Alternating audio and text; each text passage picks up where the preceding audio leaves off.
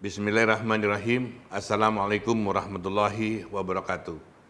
Salam sejahtera untuk kita semua. Yang saya hormati dan banggakan, Ketua Umum Perhimpunan Mahasiswa Hukum Indonesia, Saiful Salim, Ketua Pusat Studi Islam dan Kenegaraan Indonesia, Profesor Yudi Latif, Ketua IKA Perhimpunan Mahasiswa Hukum Indonesia, Ibu Sri Miguna, para pemateri dan peserta seminar nasional yang saya banggakan.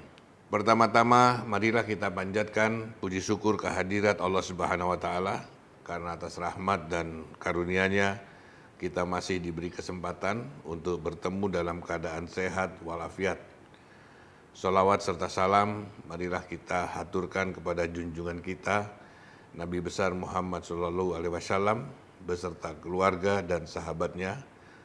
Semoga kita mendapat syafaat beliau di hari hisab nanti. Saya sampaikan terima kasih kepada Perhimpunan Mahasiswa Hukum Indonesia yang telah mengundang saya untuk menyampaikan pidato pembuka seminar nasional hari ini yang mengambil tema implementasi nilai-nilai Pancasila dalam pembangunan hukum nasional.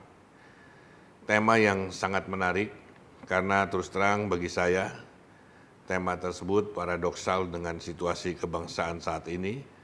Karena itu, saya akan memberikan beberapa pandangan sebagai clue atas materi tersebut, sekaligus untuk bisa diperdalam dalam sesi yang akan disampaikan para pemateri dalam seminar ini. Bapak, Ibu, dan Saudara yang saya hormati, tanggal 13 November 1998, melalui ketetapan nomor 18 tahun 1998, MPR telah mencabut ketetapan tentang pedoman, penghayatan, dan pengamalan Pancasila. Alasan pencabutan itu karena materi muatan dan pelaksanaannya sudah tidak sesuai dengan perkembangan kehidupan bernegara. Jadi dapat diartikan penghayatan dan pengamalan nilai-nilai Pancasila itu sudah dianggap tidak tepat atau tidak sesuai oleh bangsa ini sejak tanggal 13 November 1998. Mungkin kita perlu menjadikan tanggal 13 November sebagai peringatan hari kematian pedoman penghayatan dan pengamalan Pancasila, sekaligus matinya nilai-nilai Pancasila. Karena itu saya tidak heran bila di dalam bukunya Saudara Taufikur Rahman Ruki menulis bahwa Pancasila hari ini ibarat raga tanpa jiwa, ada tapi tidak ada, seperti zombie atau walking dead. Konsepsi demokrasi Pancasila dan sistem ekonomi Pancasila yang digagas para pendiri bangsa yang sesuai dengan DNA asli bangsa Indonesia juga telah total kita bongkar sejak amandemen konstitusi tahun 2002 silam. Ciri utama dari demokrasi Pancasila yang asli adalah semua elemen bangsa ini yang berbeda-beda harus terwakili sebagai pemilik kedaulatan utama yang berada di dalam sebuah lembaga tertinggi di negara ini. Itulah mengapa pada konstitusi kita yang asli, sebelum dilakukan amandemen pada tahun 2002, MPR adalah lembaga tertinggi negara, karena MPR adalah perwujudan kedaulatan rakyat dari semua elemen bangsa ini, baik itu elemen partai politik, elemen daerah-daerah, dan elemen golongan-golongan. Utusan daerah adalah representasi seluruh daerah, dari Sabang sampai Merauke. Harus ada wakil-wakil dari daerah, meskipun daerah tersebut terpencil, terisolasi secara sosial, kultural, daerah khusus, dan sebagainya. Harus pula ada wakil dari golongan-golongan seperti etnis tertentu sebagai unsur kebinekaan, badan-badan kolektif, koperasi, petani, nelayan, veteran, para raja dan Sultan Nusantara, ulama dan rohaniawan, cendekiawan, guru, seniman dan budayawan, penyandang cacat, dan seterusnya. Dengan demikian, utuhlah demokrasi kita semuanya terwakili. Tapi semua pikiran para pendiri bangsa itu sudah kita porak-porandakan melalui amandemen 20 tahun yang lalu. Saya bukan anti amandemen karena konstitusi itu the living law, tetapi amandemen dengan membongkar total arah dan wajah bangsa adalah kecelakaan. Dan kalau kita bandingkan dengan amandemen yang dilakukan di Amerika Serikat dan India, maka amandemen di Indonesia adalah paling brutal dan masif.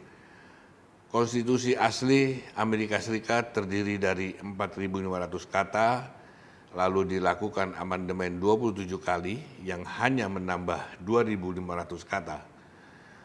Konstitusi India terdiri lebih dari 117.000 kata, dilakukan amandemen 104 kali, hanya menambah 30.000 kata.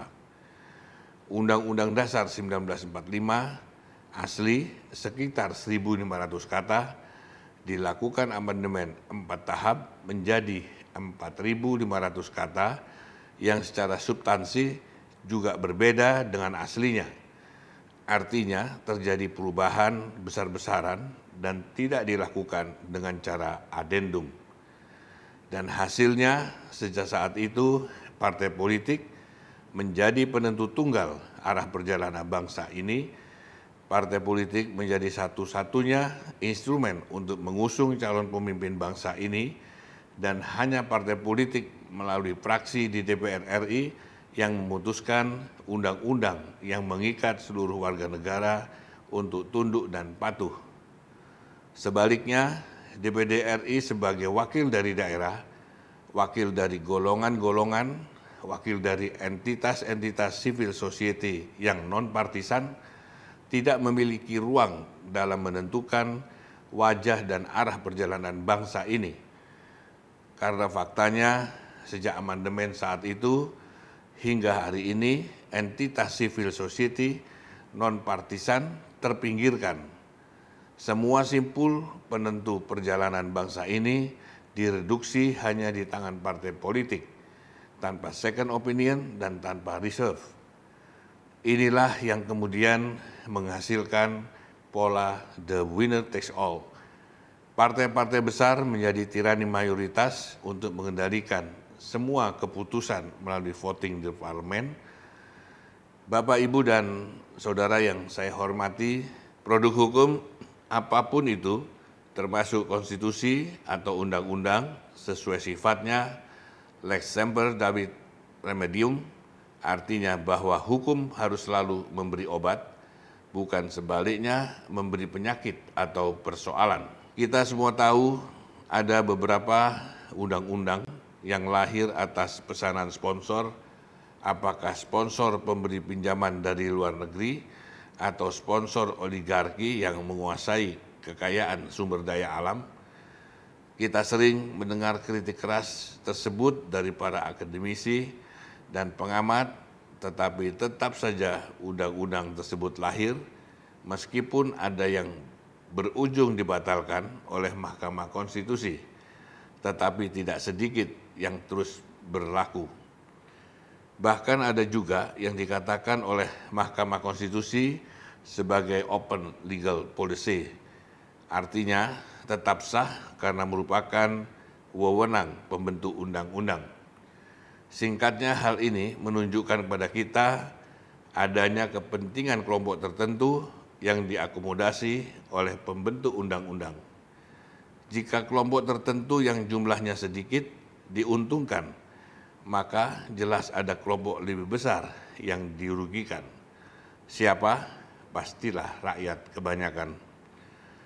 Padahal Indonesia adalah negara yang berdasarkan ketuhanan yang Maha Esa, seperti termaktub di dalam Undang-Undang Dasar pasal 29 ayat 1, dan karena negara ini berdasarkan ketuhanan yang Maha Esa, maka sudah seharusnya dalam mengatur kehidupan rakyatnya, para pembuat undang-undang harus berpegang pada kosmologi dan spirit ketuhanan, sehingga kebijakan apapun yang dibuat dan diputuskan wajib diletakkan dalam kerangka etis dan moral agama.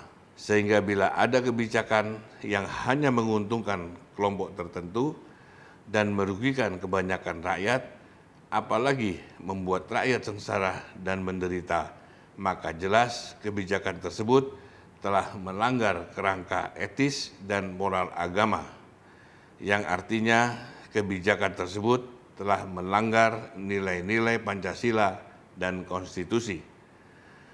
Dan pelanggaran terhadap konstitusi adalah pelanggaran terhadap sumpah jabatan yang diucapkan dengan menyebut nama Tuhan mereka.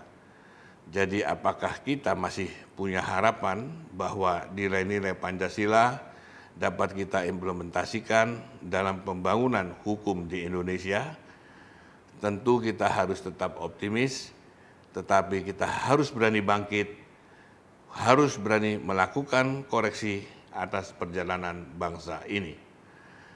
Kecelakaan konstitusi harus kita sadari, masyarakat harus kita bangunkan bahwa Indonesia harus lebih baik, Indonesia harus kembali kepada nilai-nilai Pancasila sehingga menjadi bangsa yang berdaulat, berdikari, dan mandiri. Kiranya itu yang dapat saya sampaikan sebagai pembuka seminar nasional hari ini. Semoga gagasan-gagasan besar lahir dari seminar ini. Sekian dan terima kasih. Wabillahi taufik wal hidayah. Wassalamualaikum warahmatullahi wabarakatuh.